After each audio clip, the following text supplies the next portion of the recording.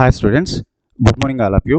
మనం వచ్చేటప్పటికి Andhra Pradesh public service commission వాళ్ళు ఏదైతే ఆంధ్రప్రదేశ్ స్టేట్లో ఉండేటువంటి పొల్యూషన్ కంట్రోల్ బోర్డులో అనలిస్ట్ గ్రేడ్ 2కి సంబంధించినటువంటి నోటిఫికేషన్ రిలీజ్ చేస్తున్నారు. ఈ అనలిస్ట్ గ్రేడ్ 2 పోస్టులు రిక్రూట్ చేయడం కోసం నోటిఫికేషన్ రిలీజ్ చేస్తున్నారు.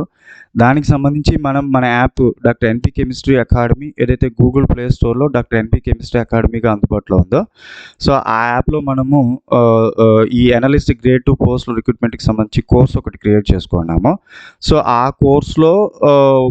కోర్సుకి సంబంధించి మనము వీడియోస్ చేసుకుంటా ఉన్నాం. సో ఆ క్రమంలోనే ఈరోజు నేను కన్సర్న్ సబ్జెక్ట్ అంటే దీనికి ముందు వచ్చేటప్పటికి మీకు ఈ అనలిస్ట్ గ్రేడ్ 2కి సంబంధించినటువంటి కంప్లీట్ నోటిఫికేషన్ మీద డీటెయిల్ వీడియో ఒకటి చేయడం జరిగింది. అట్లాగే మీకు స్కీమ్ ఆఫ్ ఎగ్జామినేషన్ మీద ఒక వీడియో చేస్తున్నాము. తర్వాత paper 1 general studies and mental ఎబిలిటీకి సంబంధించినటువంటి వీడియో ఒకటి చేస్తున్నాం. ఇప్పుడు నేను కన్సర్న్ సబ్జెక్ట్లో కెమిస్ట్రీ అంటే నేను మీకు కెమిస్ట్రీకి సంబంధించినటువంటి విషయాల గురించి మాట్లాడతాను కాబట్టి కెమిస్ట్రీకి సంబంధించినటువంటి సిలబస్ ఏదైతే ఉందో ఆ సిలబస్ పేపర్ని నేను మీకు ఇప్పుడు ఎక్స్ప్లెయిన్ చేయబోతా ఉన్నాను. సో అంటే మీకు తెలుసు ఈ అనలిస్ట్ గ్రేడ్ 2కి సంబంధించి బీఎస్సీ కెమిస్ట్రీ వాళ్ళు రాసుకోవచ్చు, బీఎస్సీ లైఫ్ సైన్సెస్ వాళ్ళు రాసుకోవచ్చు, బీఎస్సీ ఎన్విరాన్మెంటల్ సైన్స్ అంటే డిఫరెంట్ స్ట్రీమ్స్కి వాడు ఎలిజిబిలిటీ ఇచ్చినాడు. సో ఆ క్రమంలో కెమిస్ట్రీ ఆప్షన్ పెట్టుకున్న వాళ్ళ కోసము ఇది పనిచేస్తుంది అనమాట. ఈ వీడియో వాళ్ళకి బాగా ఉపయోగపడుతూ ఉంది. ఓకే, సో ఒకసారి మీరు చూసినట్లయితే పేపర్ 2 కన్సర్న్ సబ్జెక్ట్ అండి కెమిస్ట్రీ. ఆయన క్లియర్గా చెప్పాడు మొత్తం కూడా degree standard examination degree standard ఉంటుందని చెప్పాడండి. మీకు అక్కడ జనరల్ స్టడీస్ అండ్ మెంటల్ ఎబిలిటీలో 10 యూనిట్స్ వచ్చినాయండి, అంటే 10 చాప్టర్స్ వచ్చినాయి. ఇక్కడ కెమిస్ట్రీలో వచ్చేటప్పటికి మీకు 8 చాప్టర్స్ వస్తాయండి. 8 చాప్టర్స్ వస్తాయి. ఆ 8 చాప్టర్స్ ఏంటి, 8 చాప్టర్స్ సంబంధించినటువంటి సిలబస్ ఏంటి అనేది నేను మీకు ఈ వీడియోలో ఎక్స్ప్లెయిన్ చేయబోతా ఉన్నాను. So okay, so paper 2 concern subject అండి కెమిస్ట్రీ. సో దీంట్లో ఫస్ట్ యూనిట్ వచ్చేటప్పటికి chemistry of non transition elements ఇచ్చారు. సెకండ్ యూనిట్ వచ్చేటప్పటికి టెర్మినాయిడ్స్ ఇచ్చారు. అంటే మనకి ఏవైతే నేచురల్ ప్రొడక్ట్స్ ఉంటాయో నేచురల్ ప్రొడక్ట్స్లో ఆల్కలాయిడ్స్, టెర్మినాయిడ్స్, స్టెరాయిడ్స్ ఉంటాయి కదండి. వాటిలో టెర్మినాయిడ్స్ మీకు ఇక్కడ సెకండ్ యూనిట్ కింద పెట్టడం జరిగింది, అంటే ఆర్గానిక్ కెమిస్ట్రీ నుంచి. అమినో యాసిడ్స్ అండ్ ప్రోటీన్స్ మీరు నేచురల్ ప్రొడక్ట్స్లోనే ఆల్కలాయిడ్స్, టెర్మినాయిడ్స్, స్టెరాయిడ్స్తో పాటుగా amino acids and proteins, carbohydrates, nucleic acids కూడా చదువుతారు. వాటిలో మీకు ఇక్కడ అమినో యాసిడ్స్ అండ్ ప్రోటీన్స్ అనేది పెట్టడం జరిగింది. అంటే ఈ టెర్మినాయిడ్స్, అమినో యాసిడ్స్ అండ్ ప్రోటీన్స్ అనేటువంటివి మనం రెగ్యులర్గా చూసేటటువంటి న్యాచురల్ ప్రొడక్ట్స్కి సంబంధించినటువంటి సిలబస్ కింద మనము చూసుకోవచ్చు అనమాట. ఇన్ఆర్గానిక్ కెమిస్ట్రీ నుంచి chemistry of non transition elements. So చూడండి, ఫస్ట్ యూనిట్ వచ్చి chemistry of non transition elements, second unit terpenoids, third unit amino acids and proteins, fourth unit వచ్చేటప్పటికి మనకి గ్రీన్ కెమిస్ట్రీ ఉంటుంది కదండి. ఈ గ్రీన్ కెమిస్ట్రీలో సాల్వెంట్ ఫ్రీ రియాక్షన్స్ అని వస్తాయి అనమాట. అది మనకి ఇక్కడ ఫోర్త్ యూనిట్ కింద పెట్టడం జరిగింది. సో ఇది గ్రీన్ కెమిస్ట్రీకి సంబంధించిన సిలబస్ కింద మనం మాట్లాడుకోవచ్చు. నెక్స్ట్ ఫిఫ్త్ యూనిట్ కనుక చూసినట్లయితే స్పెక్ట్రోస్కోపీ అండి. తర్వాత అంటే ఆర్గానిక్ స్పెక్ట్రోస్కోపీ కావచ్చు, లేకపోతే ఇది ఇక్కడ స్పెక్ట్రోస్కోపీ కూడా హెవీగా అడగలేదండి, చాలా లిమిటెడ్ సిలబస్ మాత్రమే అడుగున్నాడు స్పెక్ట్రోస్కోపీకి సంబంధించి. నెక్స్ట్ 6th యూనిట్ వచ్చేటప్పటికి క్రోమటోగ్రఫీ, 7th యూనిట్ ఫోటోకెమిస్ట్రీ అండి. అండ్ 8th యూనిట్ వచ్చేటప్పటికి హెటరోసైక్లిక్ కాంపౌండ్స్. చూడండి, ఇక్కడ ఫోటోకెమిస్ట్రీ మీకు జనరల్ ఫోటోకెమిస్ట్రీ అడిగాడు, అంటే ఆర్గానిక్ ఫోటోకెమిస్ట్రీ దాకా వెళ్ళలేదండి. జస్ట్ బీఎస్సీ కెమిస్ట్రీలో ఏదైతే ఫోటోకెమిస్ట్రీ ఉంటుందో అక్కడ వరకే అడుగున్నాడు మీకు. సో ఫోటోకెమిస్ట్రీ ఒకటి అడుగున్నాడండి. ఆ ఫోటోకెమిస్ట్రీ తర్వాత మీకు హెటరోసైక్లిక్ కాంపౌండ్స్ ఒకటి అడుగున్నాడు. అంటే హెటరోసైక్లిక్ కాంపౌండ్స్ ఆర్గానిక్ కెమిస్ట్రీకి సంబంధించింది. ఫోటోకెమిస్ట్రీ వచ్చేటప్పటికి జనరల్ ఫోటోకెమిస్ట్రీ, అంటే మీరు ఫిజికల్ కెమిస్ట్రీలో చదివేటువంటి ఫోటోకెమిస్ట్రీకైనా ఆర్గానిక్ కెమిస్ట్రీలో చదివే ఫోటోకెమిస్ట్రీకైనా బేసిక్ ఏదైతే ఉంటుందో ఆ బేసిక్ ఫోటోకెమిస్ట్రీ మాత్రమే ఇక్కడ మీకు అడగడం జరిగింది. తర్వాత క్రోమటోగ్రఫీ ఇది అనలిటికల్ కెమిస్ట్రీ కిందకు వస్తుంది. స్పెక్ట్రోస్కోపీ ఇది ఇన్స్ట్రుమెంటేషన్ కిందకు వస్తుంది. తర్వాత solvent free reaction green chemistry కిందకు వస్తుంది. Amino acids and proteins, terpenoids వచ్చేటప్పటికి మనకి నేచురల్ ప్రొడక్ట్స్ కిందకు వస్తాయి. ఆ తర్వాత మనకి chemistry of non transition elements. So ఫైనల్గా ఇవ్వండి మనకు ఉండేటువంటి 8 యూనిట్స్. మళ్ళీ ఒకసారి చూడండి, chemistry of non transition elements first unit, second unit వచ్చేటప్పటికి terpenoids, third unit amino acids and proteins, fourth unit వచ్చేటప్పటికి solvent free reactions, 5th unit spectroscopy, 6th unit chromatography, 7th unit photochemistry, 8th unit వచ్చేటప్పటికి heterocyclic compounds అండి. So ఇప్పుడు నేను ఒక్కొక్క యూనిట్కి సంబంధించినటువంటి syllabus మీకు డీటెయిల్గా ఎక్స్ప్లెయిన్ చేస్తాను. సో ఫస్ట్ యూనిట్ వచ్చేటప్పటికి chemistry of non transition elements అండి. సో దీంట్లో వచ్చేటప్పటికి general characteristics of the non transition elements, special features of individual elements. అంటే ఓవరాల్గా నాన్ ట్రాన్సిషన్ ఎలిమెంట్స్ అంటే మెయిన్ గ్రూప్ ఎలిమెంట్స్ అండి. మెయిన్ గ్రూప్ ఎలిమెంట్స్ అంటే S block elements, P block elements. అంటే first A, second A, third A, fourth A, fifth A, sixth A, seventh A and 8th A or 0 group elements ఏవైతే ఉన్నాయో అవి మొత్తం కూడా మీకు non transition elements వస్తాయి. వీటికి సంబంధించినటువంటి జనరల్ క్యారెక్టరిస్టిక్స్ గురించి చెప్పమన్నాడు. General characteristics of the non transition elements చెప్పమన్నాడు. Special features of individual elements, అంటే ఒక్కొక్క ఎలిమెంట్కి ఒక్కొక్క స్పెషల్ ఫీచర్ ఉంటుంది. అంటే ఈ నాన్ ట్రాన్సిషన్ ఎలిమెంట్స్ లేకపోతే మెయిన్ గ్రూప్ ఎలిమెంట్స్ ఏవైతే ఉన్నాయో వీటిలో ఉండేటువంటి ఇండివిజువల్ ఎలిమెంట్స్కి ఒక్కొక్క ఎలిమెంట్కి ఒక్కొక్క ప్రత్యేకత ఉన్నప్పుడు ఆ ప్రత్యేకతలు ఏంటి అనేది కూడా వాడు ఇక్కడ పర్టికులర్గా అడుగుతున్నాడండి. తర్వాత synthesis properties and structure of their halides and oxides, అంటే first A group, second A, third A, fourth A, fifth A, sixth A, seventh A and eighth A, అంటే మెయిన్ గ్రూప్ ఎలిమెంట్స్ ఏవైతే ఉన్నాయో ఈ మెయిన్ గ్రూప్ ఎలిమెంట్స్కి సంబంధించినటువంటి పర్టికులర్గా form చేసేటువంటి halides ఏంటి, అవి ఫామ్ చేసేటువంటి ఆక్సైడ్స్ ఏంటి, ఆ హ్యాలైడ్స్ ఆక్సైడ్స్కి సంబంధించినటువంటి సింథసిస్ ప్రాపర్టీస్ స్ట్రక్చర్స్ చెప్పమన్నాడండి. అంటే మెయిన్ గ్రూప్ ఎలిమెంట్స్ లేదా నాన్ ట్రాన్సిషన్ ఎలిమెంట్స్ ఫామ్ చేసేటువంటి హ్యాలైడ్స్ ఆక్సైడ్స్కి సంబంధించినటువంటి సింథసిస్, అంటే వాటిని ఎట్లా సింథసైజ్ చేయాలి, వాటికి సంబంధించిన హ్యాలైడ్స్ని కానీ ఆక్సైడ్స్ని కానీ ఎట్లా సింథసైజ్ చేయాలి, ఈ సింథసైజ్ చేసిన హ్యాలైడ్స్ ఆక్సైడ్స్ సంబంధించిన ప్రాపర్టీస్ ఏంటి, వాటికి సంబంధించిన స్ట్రక్చర్స్ ఎట్లా ఉన్నాయనేటువంటిది ఇక్కడ చదువుతారు. ఆ తర్వాత polymorphism of carbon, phosphorus and sulphur అండి.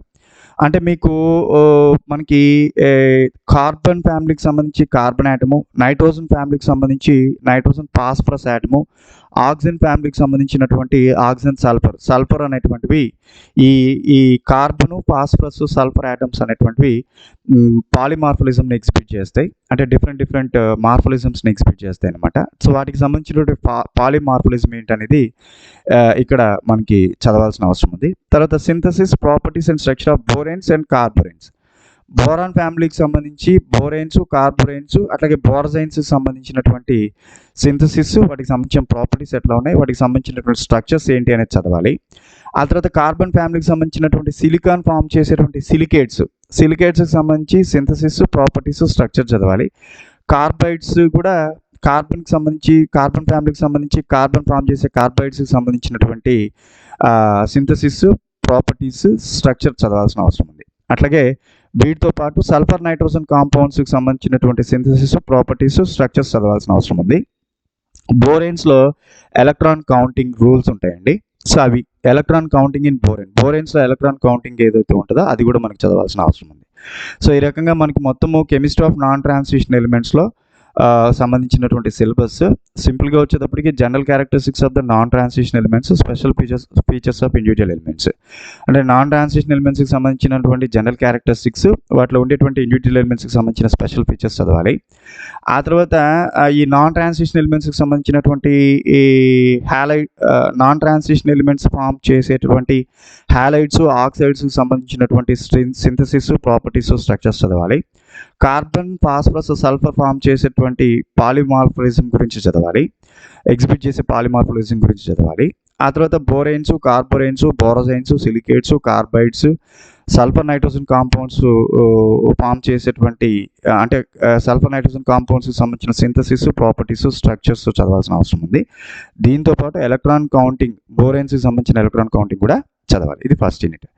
సెకండ్ యూనిట్ వచ్చేటప్పటికి టెర్పనాయిడ్స్ అండి. సో క్లాసిఫికేషన్ ఆఫ్ టెర్పనాయిడ్స్, అంటే టెర్పనాయిడ్స్ని అసలు ఎన్ని రకాలుగా క్లాసిఫై చేస్తారు, డిఫరెంట్ టైప్స్ ఆఫ్ క్లాసిఫికేషన్స్ ఉంటాయండి. వెయిట్ని ఆధారంగా చేసుకొని టెర్పనాయిడ్స్ని క్లాసిఫై చేశారు, ఎలా క్లాసిఫై చేశారు. ఆ తర్వాత occurrence, isolation, general methods of structure determination. So ఈ టెర్పనాయిడ్స్కి సంబంధించినటువంటి అక్కరెన్స్ ఇవి ఎక్కడ ఎలా లభ్యమవుతాయి, వాటిని ఎట్లా ఐసోలేట్ చేయాలి, వాటిని స్టడీ చేయడానికి ఉండేటువంటి జనరల్ మెథడ్, అంటే వాటికి సంబంధించిన స్ట్రక్చరల్ డిటర్మినేషన్ లేదా స్ట్రక్చరల్ ఇల్స్ట్రేషన్ చేయడానికి అవసరమైనటువంటి జనరల్ మెథడ్స్ ఏవైతే ఉన్నాయో అవి చదవాలి. Isoprene and special isoprene rule అండి. సో టెర్పనాయిడ్స్కి సంబంధించి ఐసోప్రీన్, స్పెషల్ ఐసోప్రీన్ అని ఉంటాయి రూల్స్. అంటే టెర్పనాయిడ్స్లో మీకు బేసిక్ స్కెల్టన్ ఒకటి ఉంటుంది, మనకి దాన్ని ఐసోప్రీన్ అంటారు. ఈ ఐసోప్రీన్స్ ఒకదాంతో ఒకటి ఎట్లా కనెక్ట్ అవ్వాలి, హెడ్ టు హెడ్ మేనరా, హెడ్ టు టెయిల్ మేనరా, టెయిల్ టు టెయిల్ మేనరా, లేదా హెడ్ టు టెయిల్ మేనరా అనేటువంటిది చెప్పేదానికి వచ్చేవే isoprene and special isoprene rules అండి. అవి చదవాలి. తర్వాత structural determination and synthesis of the following representative molecules అని టెర్పనాయిడ్స్కి సంబంధించి కొన్ని ఎగ్జాంపుల్స్ ఇచ్చాడండి. ఒకటి ఫానసోల్, ఇంకొకటి జింజిపిరెను, కెడనైన్ అండ్ అబైటిక్ యాసిడ్ అనేటువంటివి 4 ఇచ్చున్నాడు. ఫానసోల్, జింజిబిరిన్, కెడైన్ 3, అబైటిక్ యాసిడ్ 4, మొత్తం 4 ఇచ్చున్నాడు. వీటికి సంబంధించి synthesis of the following representative molecules, structural determination.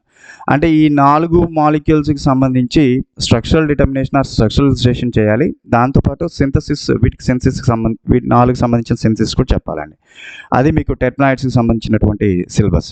So next amino acids and proteins కనుక చూసినట్లయితే definition of amino acids, classification of amino acids into alpha, beta and gamma amino acids.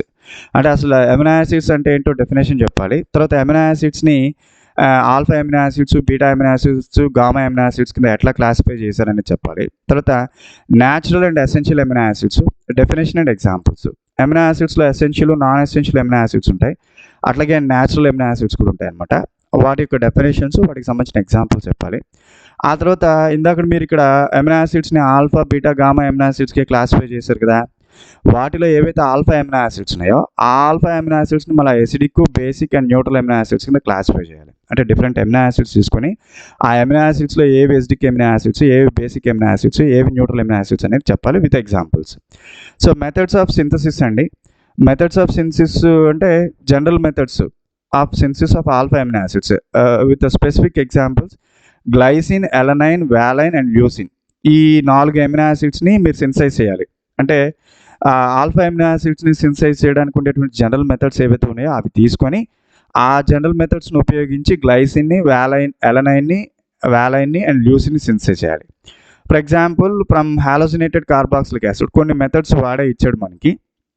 హాలోజినేటెడ్ carboxylic acids నుంచి చేసేది ఒకటి, మెలనిక్ ester synthesis ఒకటి, స్ట్రీకర్ synthesis అండి. అంటే మీరు ఈ 3 పద్ధతుల ద్వారా హాలోజినేటెడ్ కార్బాక్సిలిక్ యాసిడ్స్ నుంచి, మెలనిక్ ఎస్టర్ సింథసిస్ నుంచి, స్ట్రీకర్ సింథసిస్ నుంచి మీరు గ్లైసిన్ని, అలనైన్ని, వాలైన్ని, ల్యూసిన్ని సింథసైజ్ చేసుకోవాలన్నమాట. తర్వాత ఫిజికల్ ప్రాపర్టీస్ చూస్తే జ్యూట్రాయాన్ స్ట్రక్చరు, అంటే మీకు ఎమినో యాసిడ్స్ అనేటువంటివి జ్యూట్రాయాన్స్ని ఎగ్జిబిట్ చేస్తాయి. ఆ ఎమినో యాసిడ్స్ ఎగ్జిబిట్ చేసినటువంటి జ్యూట్రాయాన్కి సంబంధించిన స్ట్రక్చర్ ఎట్లా ఉంది, దానికి సంబంధించినటువంటి క్యారెక్టర్ ఎట్లా ఉంటుంది అనేది ఇక్కడ చెప్తాడు. తర్వాత సాల్యుబిలిటీ, మెల్టింగ్ పాయింట్స్ అండి.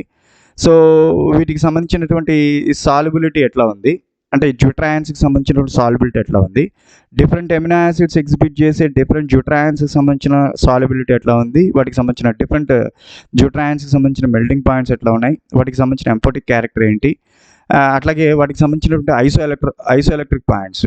అంటే జ్యూట్రాయాన్స్ అనేవి ఐసోఎలక్ట్రిక్ పాయింట్స్ని కూడా ఎగ్జిబిట్ చేస్తాయండి. So definition of isoelectric point, isoelectric point అంటే ఏంటో చెప్పి ఈ డిఫరెంట్ జ్యూట్రాయాన్స్కి ఉండేటువంటి డిఫరెంట్ ఐసోఎలక్ట్రిక్ పాయింట్స్ ఏంటి అనేవి కూడా మనం ఇక్కడ మాట్లాడాల్సిన అవసరం ఉంది. తర్వాత chemical properties, general reactions due to amino and carboxylic groups. మీకు ఎమినో యాసిడ్స్లో ఎమినో గ్రూప్ ఉంటుంది, కార్బాక్సిలిక్ యాసిడ్ గ్రూప్ ఉంటుందండి. ఈ amino group, carboxylic acid group అనేటువంటివి ఇచ్చేటువంటి కెమికల్ రియాక్షన్స్ ఏంటివి, ఎమినో యాసిడ్స్లో ఎమినో గ్రూప్ ఇచ్చే కెమికల్ రియాక్షన్స్ ఏంటి, కార్బాక్సిలిక్ గ్రూప్ ఇచ్చేటువంటి కెమికల్ రియాక్షన్స్ ఏంటి అనేది ఇక్కడ చెప్తున్నాడు. తర్వాత lactams from gamma and delta amino acids అండి by heating peptide bond amide linkage అనమాట. అంటే సైక్లిక్ అమైడ్స్ని లాక్టామ్స్ అంటారు, సైక్లిక్ ఎస్టర్స్ని లాక్టోన్స్ అంటారు. ఇక్కడ మీకు ఎమినో యాసిడ్లో ఎమీన్ గ్రూప్, యాసిడ్ గ్రూప్ ఉంది కాబట్టి ఎమీన్ గ్రూప్, యాసిడ్ గ్రూప్ 2 కలిసిపోయి సైక్లిక్ అమైడ్ని ఫామ్ చేస్తాయి కాబట్టి, అంటే అమైడ్ని ఫామ్ చేస్తాయి కాబట్టి ఇక్కడ ఫామ్ అయ్యేటువంటి సైక్లిక్ అమైడ్ దాన్ని లాక్టామ్ అంటారు అనమాట. సో వాడు అడిగింది ఏంటంటే general reactions due to amino and carboxyl groups, lactams from gamma and delta amino acids by heating peptide bond. అంటే ఈ గామా అండ్ డెల్టా ఎమినో యాసిడ్స్ని మీరు కనుక హీట్ చేసినట్లయితే అక్కడ అమైడ్ లింకేజ్ లేదా పెప్టైడ్ బాండ్ ఫామ్ అవుతా సైక్లిక్ అమైడ్స్ అనేటువంటి ఫామ్ అవుతాయి, లాక్టామ్స్ అనేటువంటి ఫామ్ అవుతాయి అనమాట.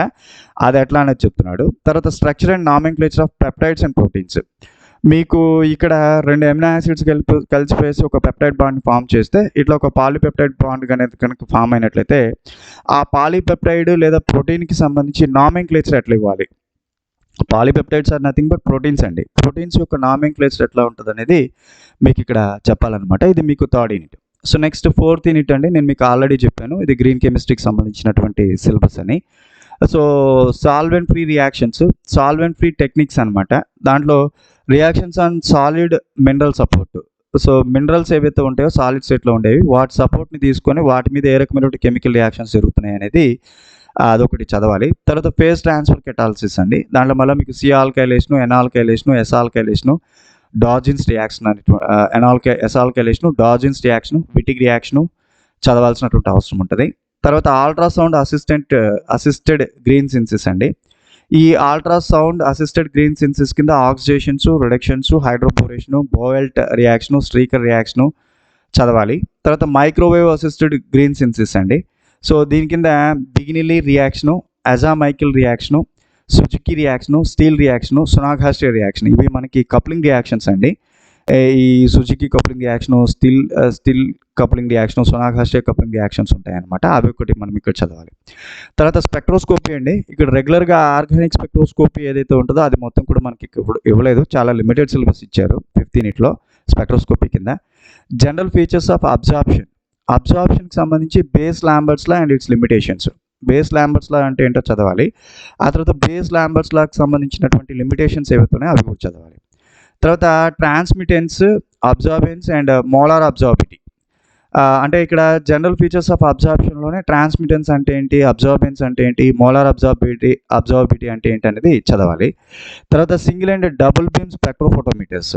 మనకి స్పెక్ట్రోఫోటోమీటర్ అంటే for example UV visible spectrophotometer ఉంటే ఎక్కువ అబ్జార్బెన్స్ గురించి మాట్లాడేది యూవీ విజిబుల్ స్పెక్ట్రోస్కోపీ కాబట్టి యూవీ విజిబుల్ స్పెక్ట్రోస్కోపీలో ఉపయోగించేటువంటి ఇన్స్ట్రుమెంట్ యూవీ విజిబుల్ స్పెక్ట్రోఫోటోమీటర్ కాబట్టి ఈ యూవీ విజిబుల్ స్పెక్ట్రోఫోటోమీటర్లో మళ్ళీ మనకి సింగిల్ బీము, డబుల్ బీమ్ రెండు ఉంటాయన్నమాట. So single and double beam spectrophotometers చదవాలి. Applications of Beer's Lambert's law for quantitative analysis.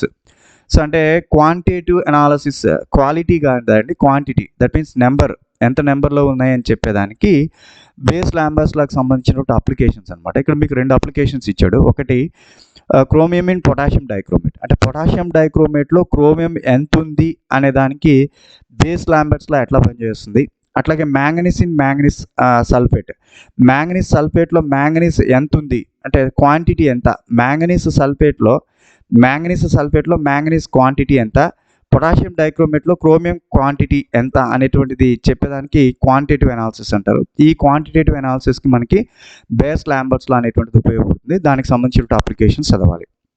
So ఫైనల్గా మనకి స్పెక్ట్రోస్కోపీలో వచ్చేటప్పటికి జనరల్ ఫీచర్స్ ఆఫ్ అబ్జార్ప్షను, ఆ తర్వాత Beer's Lambert's law and its limitations, transmittance, absorbance and molar absorptivity చెప్పాలి.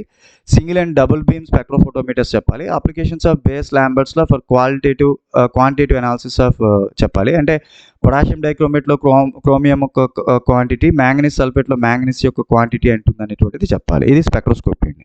అంటే ఆర్గానిక్ స్పెక్ట్రోస్కోపీ అంతా మీరు వేసుకోవాల్సినటువంటి అవసరం లేదు. సిలబస్ ఏదైతే అడిగాడో ఆ సిలబస్ ప్రకారమే మనం వెళ్ళాల్సినటువంటి అవసరం ఉంటుంది అనమాట. సో నెక్స్ట్ 6th యూనిట్ కనుక చూసినట్లయితే క్రోమటోగ్రఫీ అండి. సో ఇక్కడ general principles and classification of chromatographic separations. అంటే క్రోమటోగ్రఫీ సపరేషన్లో మనకి రెగ్యులర్గా ఇన్వాల్వ్ అయ్యేటువంటి ప్రిన్సిపల్స్ ఏంటి. మీకు స్పెక్ట్రోస్కోపీలో వచ్చేటప్పటికి అబ్జార్ప్షన్ అనే ప్రిన్సిపల్ ఇన్వాల్వ్ అయితే క్రోమటోగ్రఫీలో అడ్జాప్షన్ అనేటువంటి ప్రిన్సిపల్ ఇన్వాల్వ్ అవుతుంది అనమాట. సో క్రోమటోగ్రఫీలో వచ్చేటువంటి ప్రిన్సిపల్ ఏంటి, తర్వాత క్రోమటోగ్రఫీని క్లాసిఫికేషన్ ఏంటి అనేటువంటిది చెప్పాలి. తర్వాత మీకు క్రోమటోగ్రఫీలో thin layer chromatography, gas liquid chromatography, paper chromatography, column chromatography, high performance liquid chromatography అని చెప్పేసి మొత్తం ఒక 5 రకాల క్రోమటోగ్రఫీస్ ఇచ్చాడు మీకు ఇక్కడ. Thin layer chromatography, gas liquid chromatography, thin layer chromatography దీన్ని టీఎల్సీ అంటారండి, గ్యాస్ లిక్విడ్ క్రోమటోగ్రఫీ దీన్ని జిఎల్సీ అంటారు, పేపర్ క్రోమటోగ్రఫీ దీన్ని పీసీ అంటారు, కాలం క్రోమటోగ్రఫీ దీన్ని సిసి అంటారు, హై పర్ఫార్మెన్స్ లిక్విడ్ క్రోమటోగ్రఫీ దీన్ని హెచ్పిఎల్సీ అంటారండి. 5 క్రోమటోగ్రఫీస్ ఇచ్చాడు.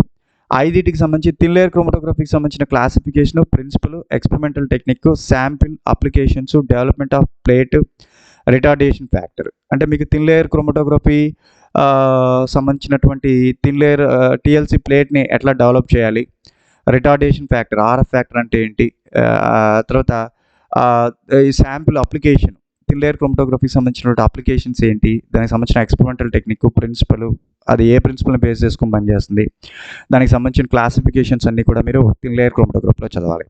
తర్వాత గ్యాస్ లిక్విడ్ క్రోమటోగ్రఫీ చూస్తే గ్యాస్ లిక్విడ్ క్రోమటోగ్రఫీ ఇన్స్ట్రుమెంటేషను, అంటే గ్యాస్ లిక్విడ్ జిఎల్సీకి సంబంధించినటువంటి ఇన్స్ట్రుమెంటేషన్ ఎట్లా ఉంటుంది, దానిలో ఉండేటువంటి కాలమ్స్ ఏంటి, డిటెక్టర్స్ ఏంటి. సో కాలం ఎలా ఉంటుంది, ఏ కాలమ్స్ని మీరు గ్యాస్ లిక్విడ్ క్రోమటోగ్రఫీలో ఉపయోగించేటువంటి డిఫరెంట్ కాలమ్స్ ఏంటి, తర్వాత వాటికి సంబంధించిన డిటెక్టర్స్ ఏంటి అనేటువంటిది ఇక్కడ చెప్పాలి. తర్వాత retention time and retention volume. Retention time and retention volume అనేటువంటివి చెప్పాలి. Chromatographic behaviour of solutes. Different solutes కనుక తీసుకున్నట్లయితే ఆ సొల్యూట్స్కి సంబంధించినటువంటి క్రోమటోగ్రఫిక్ బిహేవియర్ అనేది చెప్పాలి. Column efficiency and resolution. Column processes. Column అంటే మీరు ఆల్రెడీ గ్యాస్ లిక్విడ్ క్రోమటోగ్రఫీలో ఉపయోగించినటువంటి డిఫరెంట్ కాలమ్స్ ఏంటి ఉంటాయి కదా, ఆ కాలం యొక్క ఎఫిషియన్సీ ఏంటి, దానికి సంబంధించిన రెజల్యూషన్ ఏంటి, కాలంని ఎలా ప్రాసెస్ చేయాలి, and band broadening, time of analysis and resolution, van Deemter equation అనేటువంటిది ఒకటి ఇక్కడ మనము చదవాలండి. తర్వాత మీరు పేపర్ క్రోమటోగ్రఫీ కనుక చూసినట్లయితే పేపర్ క్రోమటోగ్రఫీకి సంబంధించినటువంటి principle, RF values, experimental procedures, choice of paper క్రోమటోగ్రఫీలో ఎటువంటి పేపర్స్ తీసుకోవాలి, దానికి సంబంధించిన ఎక్స్పెరిమెంటల్ ప్రొసీజర్ ఏంటి, and solvent system, developments of chromatogram, పేపర్ క్రోమటోగ్రఫీలో క్రోమటోగ్రామ్ని ఎలా డెవలప్ చేయాలి, అక్కడ తీసుకోవాల్సినటువంటి సాల్వెంట్ సిస్టమ్స్ ఏంటి, ascending, descending and radical chromatograms ఎట్లా, 2 డైమెన్షనల్ క్రోమటోగ్రఫీ అప్లికేషన్స్. క్రోమటోగ్రఫీలో 2 డైమెన్షనల్ క్రోమటోగ్రఫీ అంటే పేపర్ క్రోమటోగ్రఫీలో 2 డైమెన్షనల్ పేపర్ క్రోమటోగ్రఫీ ఉంటుంది, అదేంటి, ఆ తర్వాత పేపర్ క్రోమటోగ్రఫీకి సంబంధించినటువంటి అప్లికేషన్స్ చదవాలి. అట్లాగే కాలం క్రోమటోగ్రఫీకి సంబంధించి principle, experimental procedures, stationary and mobile phases. Stationary phase అంటే ఏంటి, మొబైల్ ఫేజ్ అంటే ఏంటి, దానికి సంబంధించిన ఎక్స్పెరిమెంటల్ ప్రొసీజర్ ఏంటి, కాలం క్రోమటోగ్రఫీకి సంబంధించిన ప్రిన్సిపల్ ఏంటి, సెపరేషన్ టెక్నిక్, అప్లికేషన్స్. కాలం క్రోమటోగ్రఫీలో ఏ సెపరేషన్ టెక్నిక్ యూస్ చేస్తున్నారు, కాలం క్రోమటోగ్రఫీకి సంబంధించినటువంటి ప్రిన్సిపల్ ఏంటి, అప్లికేషన్స్ ఏంటి అనేది చదవాలండి. తర్వాత high performance liquid chromatography, that is what HPLC. ఈ హై పర్ఫార్మెన్స్ లిక్విడ్ క్రోమటోగ్రఫీకి సంబంధించినటువంటి థియరీ, దానికి సంబంధించినటువంటి ఇన్స్ట్రుమెంటేషను, ఆ తర్వాత column performance, gradient elution, delivery system, sample introduction, separation columns, detectors and applications of HPLC. High performance liquid chromatography లేదా high pressure liquid క్రోమటోగ్రఫీకి సంబంధించినటువంటి అప్లికేషన్స్ ఏమున్నాయి, దాంట్లో ఏ రకమైన డిటెక్టర్స్ యూస్ చేస్తారు, దాంట్లో ఏ రకమైనటువంటి కాలమ్స్ ఉంటాయి, ఆ కాలమ్స్ని ఏ రకంగా సపరేట్ చేస్తారనే విషయాల్ని క్రోమటోగ్రఫీలో చదవాలి. తర్వాత ఫోటోకెమిస్ట్రీ అండి.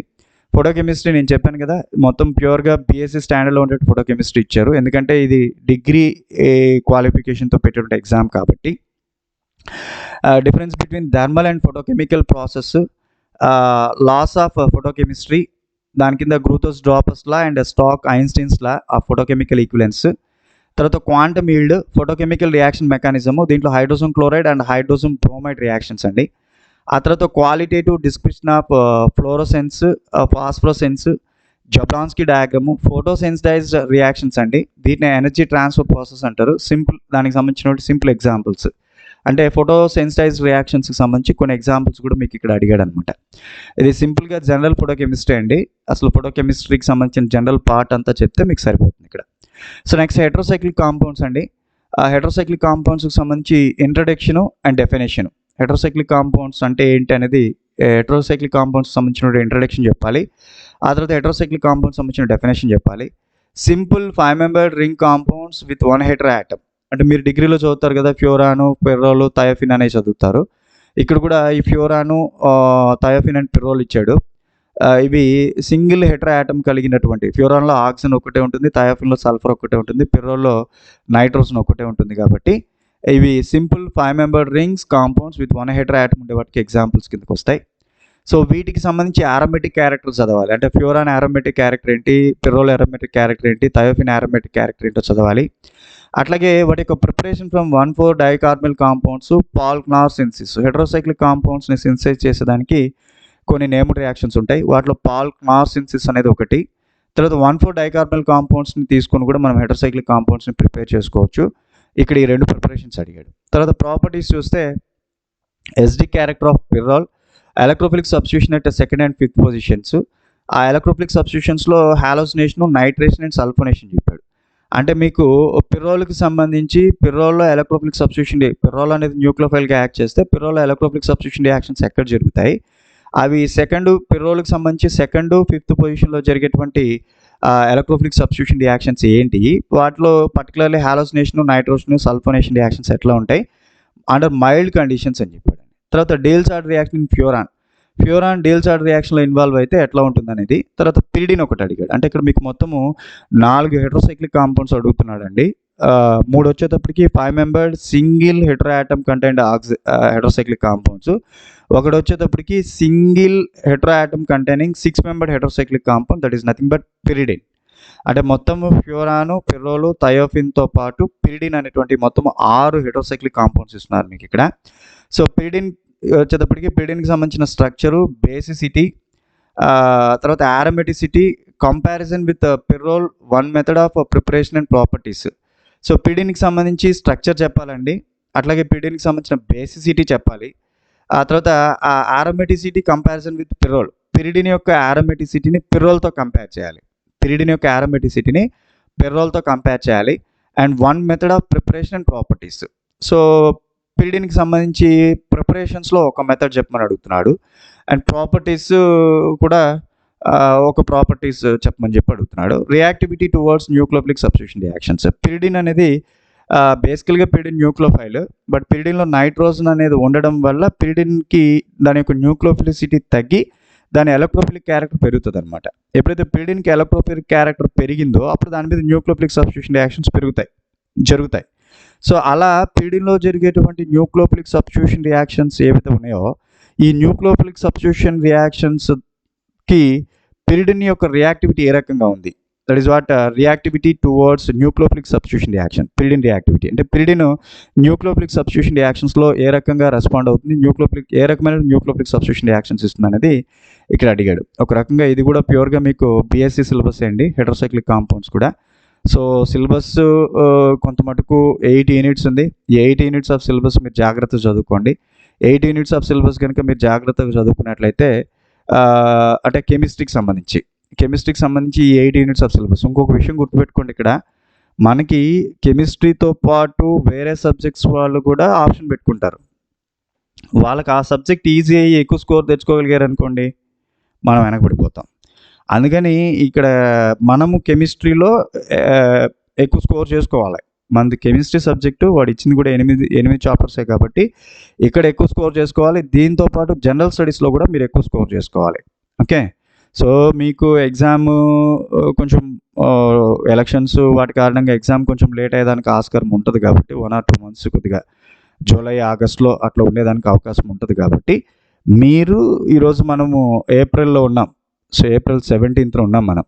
సో మీరు జాగ్రత్తగా ప్రిపేర్ అయితే కనుక బాగా థరోగా ప్రిపేర్ అయ్యి వీటి మీద వచ్చిన ప్రీవియస్ ఇయర్ బిట్స్ అన్ని బాగా వర్కౌట్ చేసుకున్నట్లయితే కనుక మీకు మంచి స్కోప్ ఉండేదానికి అవకాశం ఉంటుంది. నాకున్న అవకాశాన్ని బట్టి నేను మీకు ది బెస్ట్ కంటెంట్ ఇచ్చేదానికి ట్రై చేస్తానండి. ఇది మీకు ఆంధ్రప్రదేశ్ పబ్లిక్ సర్వీస్ కమిషన్ వాళ్ళు, ఆంధ్ర రాష్ట్రంలో ఉండేటువంటి పొల్యూషన్ కంట్రోల్ బోర్డులో ఉండేటువంటి అనలిస్ట్ గ్రేడ్ 2కి సంబంధించినటువంటి సిలబస్ పేపరు అనాలిసిస్. దాంట్లో మనం పేపర్ 1కి సంబంధించిన సిలబస్ పేపర్ అనాలిసిస్ చూసాం. పేపర్ 2కి సంబంధించిన సిలబస్ పేపర్, దాంట్లో కన్సర్న్ సబ్జెక్ట్ కెమిస్ట్రీకి సంబంధించిన సిలబస్ పేపర్ మాత్రమే నేను డిస్కస్ చేశాను. ఇది సో మీకు స్కీమ్ ఆఫ్ ఎగ్జామినేషన్ ఆల్రెడీ మాట్లాడుకున్నాం. సో డీటెయిల్డ్ నోటిఫికేషన్ కూడా మీకు అందుబాటులో ఉంటుంది. ఓకేనా? Okay, thank you students. బాగా చదువుకోండి. సో మీ ఫ్రెండ్స్కి ఎక్కువ మందికి మన యాప్ని రికమెండ్ చేయండి, doctor NB chemistry academy. Google play స్టోర్లో డాక్టర్ ఎన్బి కెమిస్ట్రీ అకాడమీలో మీకు ఇది అందుబాటులో ఉంటుంది. సో మీరు దాన్ని యాక్సెస్ చేసుకోవాలని చెప్తున్నాను. Thank you students.